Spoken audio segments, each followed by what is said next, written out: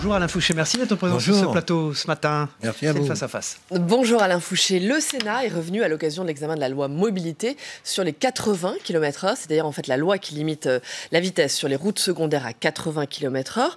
Vous ne pensez pas que c'est une erreur alors que les chiffres de la mortalité routière, de la sécurité routière ont explosé en février? C'est-à-dire que les chiffres de la mortalité ont explosé depuis qu'on a mis les 80 km/h. C'est à cause des 80 km/h que ces chiffres ont augmenté? Simplement pour vous dire que les décisions qui ont été prises de mettre tout le réseau routier à 80 km/h n'apportent aucune solution. C'est une décision qui a été prise par le Premier ministre sans concertation aucune, et on a mis toutes les routes à 80 km/h, après avoir fait des essais il y a 2 ans en Saône-et-Loire. Et en définitive, on s'est aperçu que ces essais étaient négatifs et qu'en mettant la route à 80 km/h, il y avait plus d'accidents. J'entends bien votre opposition à cette mesure, à cette limitation à 80 km/h, mais ce que je ne comprends pas, c'est comment le fait de limiter la vitesse sur les routes peut augmenter le nombre de morts sur les routes, justement. Parce que, d'abord, c'est pas comme ça qu'il fallait faire. Il fallait faire ce qu'on a proposé dès le début, c'est-à-dire réunir les préfets, les présidents de département, les maires qui connaissent le mieux leur territoire, les policiers, les gendarmes, et dire telle petite route, elle ne sera pas à 80-70, telle autre sera à 80, telle autre sera à 90.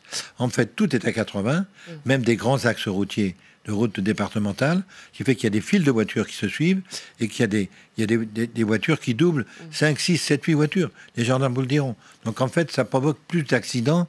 C'est beaucoup plus négatif que positif. Donc pour vous, l'augmentation du nombre de morts sur les routes, c'est l'échec total, hein, c'est ça de la politique du gouvernement? C'est l'échec total. Qu'est-ce qui ne fonctionne pas plus globalement dans la politique du gouvernement de sécurité routière? Eh ben, écoutez, il faut laisser comme je le proposais, laisser les départements, les préfets, les maires, etc., décider de la vitesse qui sera utilisée sur telle et telle route.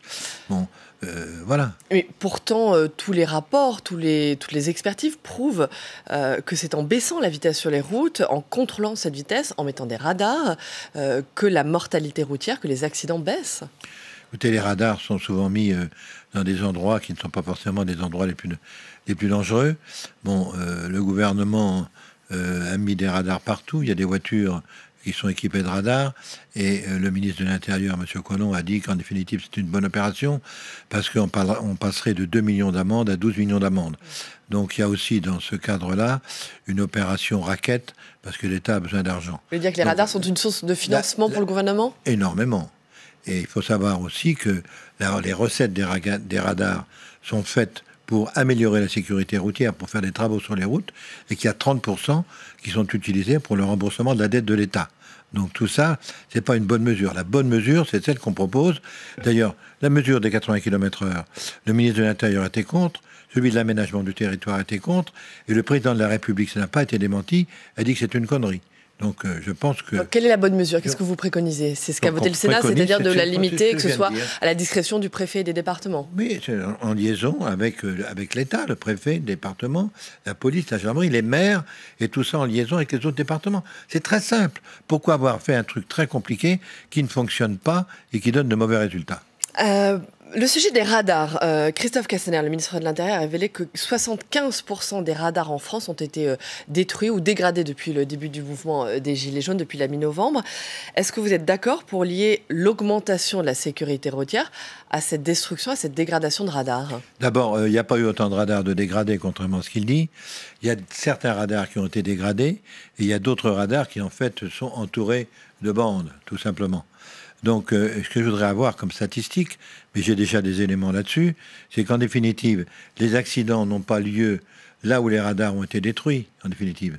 Ils disent que les accidents augmentent parce que c'est là que les radars ont été détruits. Si demain matin, madame, vous partez à Rouen demain matin, vous allez arriver, vous allez voir un panneau sur la route qui vous indique attention au radar. Vous ne savez pas si le radar est cassé ou pas cassé. Vous ne pouvez pas le deviner. Donc vous allez naturellement ralentir. Il ne faut pas raconter d'histoires. Ça, ce sont des histoires qui sont racontées pour faire passer la pilule. En fait, pour ramasser le plus de pognon possible. Alain Fouché, l'autre sujet sur lequel vous avez beaucoup travaillé, ce sont les caméras piétons. Vous les avez, ce sujet des caméras piétons, ça a fait l'objet d'un rapport. Vous avez déposé un rapport. Qu'est-ce que vous préconisez sur les caméras piétons en matière de sécurité routière? Bon, en fait, j'ai travaillé avec le sénateur Bonhomme sur un rapport sur la sécurité dans les transports et dans les gares, qui concernent la SNCF et la RATP. Et donc, on a fait un certain nombre d'amendements. Et l'avantage de la caméra piéton, c'est qu'elle permet, en fait, d'abord aux gens de voir qu'il y a dans les gares ou dans les stations des gens qui sont des gens de l'administration ferroviaire qui sont équipés de caméras. Donc, ils font attention, ils se méfient. Donc, ça rassure naturellement le public. Et ça permet aussi de filmer. Et donc, s'il y a quelque chose, de voir ce qui se passe. Regardez dans le métro. Il y a des caméras partout dans le métro. On arrive quand il y a des incidents, des accidents, quand quelqu'un pousse un passager sur la voie, on arrive à trouver les gens grâce aux caméras. Donc nous, on a fait un certain nombre d'amendements, c'est-à-dire que les services de sécurité de la SNCF et de la RATP sont équipés en expérimentation, il y en a de plus en plus jusqu'en 2020 de caméras boutons, donc c'est à l'intérieur des trains, c'est dans les gares. Dans les gares, il y en a qui se baladent, et tout ça est vu sur écran, peut être vu sur écran aussi. Ensuite, ça permet d'augmenter la sécurité des passagers, c'est bien ça? Des passagers. Ensuite, le sénateur, un autre sénateur de Caux a déposé une proposition de loi, notamment qui étend l'utilisation des caméras boutons à la fois aux pompiers et au personnel pénitentiaire. Et puis, dans le dernier texte, la loi sur la mobilité, on a déposé un certain nombre d'amendements qui fait que les agents assermentés, contrôleurs des titres de transport, aussi bien dans les trains que dans les bus, auront des caméras boutons. À quoi ça sert? C'est pour aussi prévenir les agressions contre le personnel? Et enfin, ça sert... les gens, d'abord, ça évite les agressions. Vous savez, le conducteur de bus, c'est quand même assez dangereux. Bon, il y a des contrôleurs, les gens voient des contrôleurs avec des caméras, ils disent, tiens, je suis filmé. Et la caméra, elle est reliée à un standard. Dissuasif. Elle est reliée à un grand standard avec des écrans qui voient ce qui se passe. Donc ça sécurise. Ça sécurise à la fois les passagers, mais ça sécurise aussi les contrôleurs qui sont très souvent agressés. Et le dernier point, sur lequel on a fait voter un amendement, que j'ai co-signé naturellement, ce sont les vidéos embarquées sur un certain nombre de véhicules, sur les bus par exemple. Devant, sur les bus, il y aura des caméras devant qui permettront de voir en cas d'incident, en cas d'accident, en cas de choc, etc., ce qui s'est exactement passé. Voilà.